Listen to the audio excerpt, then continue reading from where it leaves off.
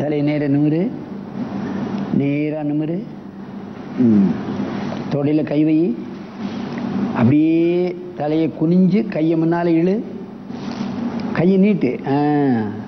அப்படி பச்சுமுத்தாசனம். இதுக்கு மாட்டு ஆசனம். பின்னால விளையிறதுனால முன்னால விளையணும். அப்படியே கொஞ்ச நேரம் இருக்கணும். இந்த நாட்டின் முதுகெலும்பு மாணவர்கள் என்பார்கள், தொழிலாளர்கள் என்பார்கள், அரசு அதிகாரிகள் என்பார்கள்,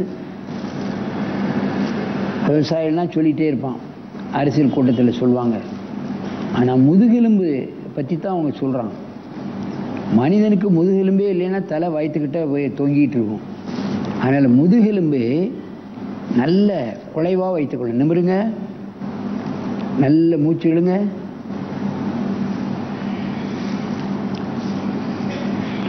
மீண்டும் கையை பின்னால் வைங்க. இடுப்பை தூங்க, நல்ல தூக்கிடணும், தலையை தொங்க போட்டுடணும். மூச்சில் மெதுவாக உட்காரு. அப்படியே கையை முன்னால் வை, முன்னால் குனிங்க லேசா. அப்படியே கையனை பெருவரில் பிடிச்சி எவ்வளவு முடியுமோ அவ்வளோ குனிஞ்சா போதும். அப்படியே முட்டத்தோட முயற்சி, தலையை மடக்கி முட்டத்தோட முயற்சி பண்ணு. அப்படியே 20 எண்ணு, கால் தூக்கக்கூடாது, அப்படியே இருக்கணும். தலை மடக்கு. வயிறு பெரிதாக இருக்கும், அவங்களால அப்படி குனிய முடியாது. அவங்க என்ன செய்யணும், காலை உள்ளே இழுத்து விட்டு பெருவெல்ல பிடிக்க முயற்சி பண்ணணும். விட்டுருங்க, நிமிர்ந்து நிமிருங்க. தோளில் கை வச்சு மூச்சுகள். இப்போ இந்த ஆசனத்தை என் பக்கமாக திரும்பி செய்யணும். அப்படியே திரும்பு, என் பக்கமாக திரும்பு. சரி, இப்போ நீ கையை நல்ல பின்னால் வை, தலையை தொங்க போடு. இடுப்பை நல்ல உயரமாக தூக்கணும். தலையை தொங்க போட்டு மூச்சுகள் நல்ல 4 மூச்சு.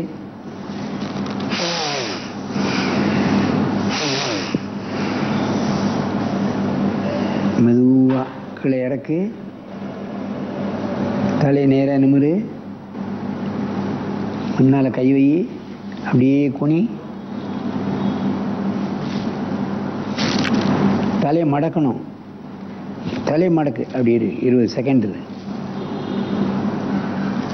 முதுகை முன்னும் பின்னும் லேசாக வளைச்சாலே நமக்கு ஒரு புத்துணர்ச்சி ஏற்பட்டு விடும், சோம்பேறித்தனம் போயிடும். அப்படியே விட்டு திரும்பவும் பின்னால் கை வை, தலையை தொங்க போடு. இதை பார்த்து கொண்டிருக்கின்ற நேயர்களே, இது சின்ன ஆசனம், இதனுடைய எஃபெக்ட் ரொம்ப அதிகம். முதுகை இடுப்பை தூக்க முடியாதவர்களுக்கு தூக்கணும், நல்ல உயரமாக தூக்கணும். சின்ன குழந்தை நீ நல்ல இடுப்பை தூக்கவே இல்லை, பத்தியா? நல்ல முட்டு மடங்கக்கூடாது. இப்படி இடுப்பை தூக்க முடியாதவர்களுக்கு யாராவது 2 பக்கம் காலை போட்டு இடுப்பை அப்படி பிடிச்சி தூக்கி கொஞ்சம் நேரம் உதவி பண்ணணும். சின்ன சின்ன ஆசனங்களை அவங்கள செய்ய வைக்கணும். மெதுவாக இறக்கு, முன்னால் காலில் வை, முன்னால் குனி, தலையை மடக்கி செய்யணும். தலை முட்டத்தோட முயற்சி, ஆடக்கூடாது. அப்படியே இழுத்து கீழே தலையை முடத்த முயற்சி பண்ணணும். இப்போ மீண்டும் கையை பின்னால் வை, நல்ல தள்ளி வச்சுக்கோ. தலையை தொங்க போடு. இடுப்பை கைக்கும் ப்ரெஷர் கொடுக்கணும், காலுக்கும் ப்ரெஷர் கொடுக்கணும். அப்போ தான் ஹிப்பு தூக்கும், பிருஷ்டபாகம் தூக்கணும். தலையை தொங்க போடலை, நல்ல தொங்க போடு பொண்ணு. பின்னால் போடு, மூச்சுழு. அப்படியே மெதுவாக இறக்கு. காலைப்பிடி பெருவரில் தான் பிடிக்கணும்.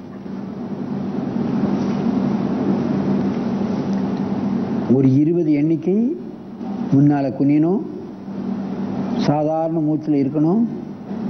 கையை விட்டு இப்போ தோடையில் கை வச்சு மூச்சுகள். இப்பொழுது ஒருவருக்கொருவர் நேராக பார்த்து கொண்டு இந்த ஆசனத்தை செய்ய வேண்டும். இப்போ கையை இப்படி திருப்பி நல்லா வைக்கணும். தலையை தொங்க போடு. இடுப்பை தூக்கு, தூக்கு நல்ல. இடுப்பு தூக்கலை, தூக்கு. நல்ல மூச்சுகள் பக்கவாட்டில் பார்க்குறாங்க, நிறைய பேர் பார்க்குறாங்க. முதுகு வலி, L4 L5 உள்ள பிரச்சனை, புஜ வலி, கழுத்து வலி, கால் முட்டு வலி, எத்தனையோ பிரச்சனைகள் இந்த சின்ன ஆசனம் ஒரு வாரம் ரெகுலராக பண்ணாலே நீங்கிடும். இடுப்பை நல்லா தூக்கலை. மெதுவாக இறக்கு, தொடையில் கை வை, நல்ல மூச்சு இழுக்கணும். மூச்சு இழுத்து இழுத்து விட்டால் தான் நுரையீரல் நல்ல விரிவடையும். காற்று அதிகமாக போனால் இம்யூனிட்டி பவர் கூடும். இன்னொரு தடவை வை, பின்னாடி தலை தொங்க போடு, இடுப்பை உயரமாக தூக்கு. L4 L5 டிஸ்க் ப்ரொலாப்ஸ்மாங்க, அங்கே வீக்கம் வருதும்பாங்க, வலி வருதும்பாங்க. அந்த மாதிரியான பிரச்சனைகளுக்கெல்லாம் அந்த எலும்பை எடுத்துட்டு வேற எலும்பு வைக்கணும்பாங்க. இது ஒரு வாரம் 10 நாள் செய்தாலே அந்த இடுப்பு வலி, L4 L5 உள்ள பிரச்சனைகள், கழுத்து எலும்பில் உள்ள வலிகள் இதெல்லாம் போயிடும். கழுத்துக்கெல்லாம் சில பேர் காலர் போடுவாங்க, அதெல்லாம் எடுத்துடலாம். இடுப்பை உயரமாக தூக்கணும். மூச்சு இழுக்கணும், முட்டு மடங்கக்கூடாது. மெதுவாக இறக்கு, முன்னால் கை வச்சு குனி. 20 எண்ணு தலையை மடக்கணும், காலை விரிக்கக்கூடாது, காலை சேரு. 20 எண்ணு.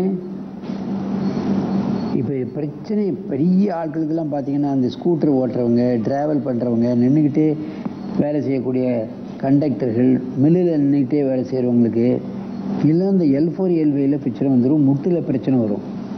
அவங்களாம் எப்போனாலும் அந்த மில்லில் வேலை செய்யும்போது 2 தடவை இதை பண்ணிட்டாங்கன்னா வலி வராது. ஏன்னா நின்றுக்கிட்டே இருக்காங்க, அதனால் முட்டு வலி வருது, முதுகு வலி வருது. கொஞ்ச நேரம் அப்படியே இதை உட்காந்து பண்ணிட்டாங்கன்னா இந்த பிரச்சனையே இருக்காது. காலையில் சாயங்காலம் அங்கே மில்லில் இடைவெளி விட்டாங்கன்னா, இன்டர்வெல் விடும்போது அப்பவும் நீங்கள் இந்த ஆசனத்தை பண்ணிவிட்டு அந்த பிரச்சனையே முதுகு வலியில் இருக்காது. அப்படியே விட்டுருங்க. நேரே நிமிர்ந்து மூச்சு வாங்கு. இன்னொரு தடவை கையை பின்னால், தலையை பின்னால் தொங்க போடு. இடுப்பு உயரமாக தூக்கு, நல்லா தூக்கணும். தைராய்டு சம்பந்தப்பட்ட பிரச்சனைகள், கழுத்து பின்னால் போடப்பட்டு இருக்கின்ற காரணத்தினால் கழுத்து நரம்புகள் எல்லாம் நல்லா வேலை செய்து எலும்பு வளைக்கப்படுகிறது. கழுத்தெலும்பு, குரல் வளம் நன்றாக இருக்கும். பெண்களுக்கு தைராய்டு பிரச்சனை வரவே வராது. மூச்சுவலி நல்ல. சளி பிரச்சனைகள், பிராங்கடிஸ், ஆஸ்மா இதெல்லாம் இந்த சாயங்காலம் இந்த ஆசனத்தை பண்ணணும். படுக்க போகும்போது கூட பண்ணலாம். இறக்குங்க. முன்னும் பின்னும் வளைகின்ற காரணத்தினால உடல் ஃப்ளெக்சிபிலிட்டி வந்துடும். உடல் ஃப்ளெக்சிபிலிட்டி வந்துடுச்சுன்னா சோம்பேறித்தன்மை வராது. டென்ஷன், ப்ரெஷர், கோபதாபங்கள்லாம் குறைஞ்சிடும். உடலுடைய விரைப்புத்தன்மை காரணமாகத்தான் கோபதாபங்கள் வருது, டென்ஷன் வருது, ப்ரெஷர் வருது. சின்ன விஷயங்களுக்கெல்லாம் அவங்க கோபம் வந்துடுது. அப்படியே விட்டுரு, கையை விட்டுரு. நல்ல மூச்சுகள். அப்படியே முதல்ல நின்ன மாதிரி போய் பத்மாசனத்தில் உட்காருங்க. வரிசையாக உட்காரணும். என் அருமை பெரியவர்களே, ஆசனங்கள் சிறிது, ஆனால் இதனுடைய பலங்களோ மிக மிக அதிகம். எல்லா தரப்பினரும் பழகலாம். ஆகவே இது போன்ற ஆசனங்களை காலையிலும் மாலையிலும் பழகி தங்கள் உடல் உள்ள பல்வேறு பிரச்சனைகளை நீக்கி என்றும் ஆரோக்கியமாக எளிது வாழ வேண்டும் என்று கேட்டு உங்களிடமிருந்து விடைபெறுவது ஆசனம் ஆண்டியப்பன். வணக்கம்.